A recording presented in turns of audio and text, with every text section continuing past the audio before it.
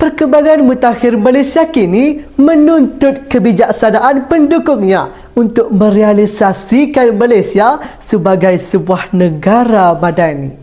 Assalamualaikum warahmatullahi wabarakatuh. Salam sejahtera, salam Malaysia madani.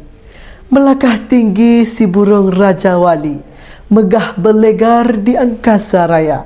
Di mana peluang diberi, di situlah saya mengukir juara.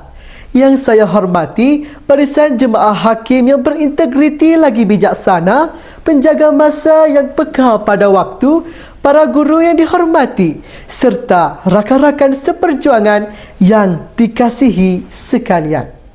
Generasi madani pembentuk akhlak mulia.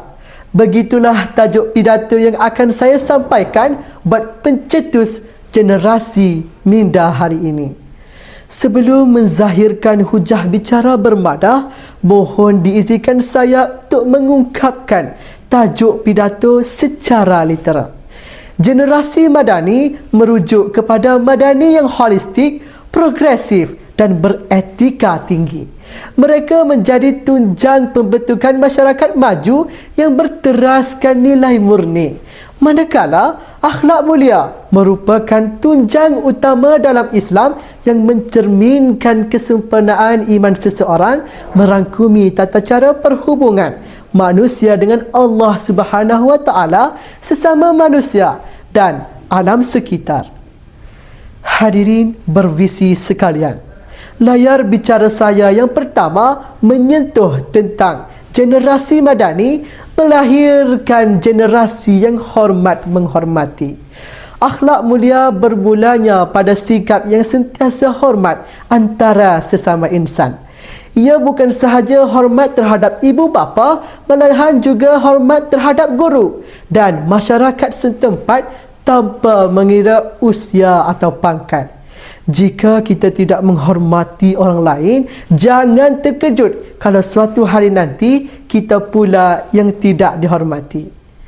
Ada remaja hari ini bercakap dengan orang tua seperti bercakap dengan rakan sebaya. Siap dengan ayat, chill do, relax ya. Dengan guru pula, baru ditegur sedikit, terus senyap seperti telefon kehabisan bateri. Namun, Islam telah menegaskan melalui hadis Imam Ahmad, bukan dari kalangan kami orang yang tidak menghormati ibu bapa, tidak menghargai orang yang berilmu, tidak menyayangi kanak-kanak. Jelaslah bahawa Islam amat menitik beratkan adab dalam kehidupan seharian. Hadirin yang budiman, indikator yang kedua, generasi madani berperanan sebagai benteng yang ampuh dalam membantras gejala sosial yang semakin menular dalam kalangan remaja masa kini. Saban hari kita disajikan dengan berita keruntuhan akhlak dan gejala sosial yang semakin meresahkan di negara kita. Situasi ini berlaku kerana ada segelintir remaja yang hanyut dibuai mainan dunia, sehingga kan mereka lupa tentang batas agama dan nilai kemanusiaan. Jika dibiarkan, tidak mustahil generasi pewaris akan datang akan kehilangan arah dan kehilangan jati diri. Contoh situasi, dahulu kala manusia bangkit dari tidur terus menadah tangan bersyukur kerana hayat masih dikandung badan. Kini manusia bangkit dari tidur terus melayari visual grafik di telefon. Ada juga yang sanggup menghabiskan berjam-jam di media sosial. Ada juga yang lebih mengenali pengaruh di TikTok berbanding tokoh ilmuwan negara. Jika ditanya tentang nama pempengaruh, ramai yang boleh menjawab. Namun, jika ditanya tentang tokoh-tokoh ilmuwan negara, mahu tergagak-gagak mulut nak menjawab. Jika tidak kawal dari awal, kita akan melahirkan generasi yang hanya bijak di akal, namun kosong akhlak terpuji.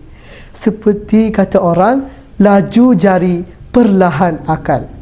Hadirin yang dihormati sekalian, meniti indikator ketiga, generasi madani memainkan peranan dalam mengangkat imej negara melalui akhlak terpuji, penerapan nilai murni, integriti dan ihsan serta gabungan pemikiran progresif boleh membina masyarakat yang dihormati sekaligus meletakkan Malaysia sebagai sebuah tamadun yang maju dan disegani di peringkat global. Kenalkah kita dengan seorang pepengaruh yang bernama Tun Laila, seorang yang lantang bersuara berkenaan isu semasa di media sosial. Setiap konflik yang berlaku dan menimbulkan persoalan di media sosial, Tun Laila lantang bersuara dalam memperjuangkan keadilan untuk membela pihak yang teraniaya. Pengaruh di TikTok terhadap Gen Z merangkumi pelbagai aspek, dari pembentukan trend sosial kepada pemasaran digital. Hal ini membantu meningkatkan kesedaran generasi muda terhadap isu sosial penting, alam sekitar serta kesihatan mental. Akhir kata, marilah sama-sama kita sedar bahawa masa depan negara terletak di generasi hari ini. Setiap langkah kecil yang kita ambil akan membentuk siapa diri kita pada masa hadapan. Semoga kita semua menjadi sebahagian dari generasi madani yang berakhlak mulia, berilmu dan berjiwa besar. Sebelum lidah terdiam 1000 bahasa, izinkan saya menyampaikan sedikit bait gurindam jiwa buat perpisahan untuk kita semua.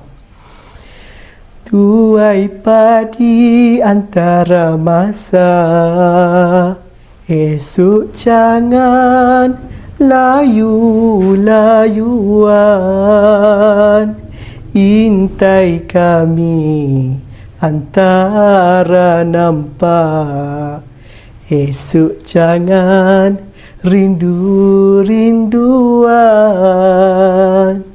Sekian sahaja daripada saya. Wabillahi taufiq wal hidayah. Wassalamualaikum warahmatullahi wabarakatuh. Salam Malaysia Madani.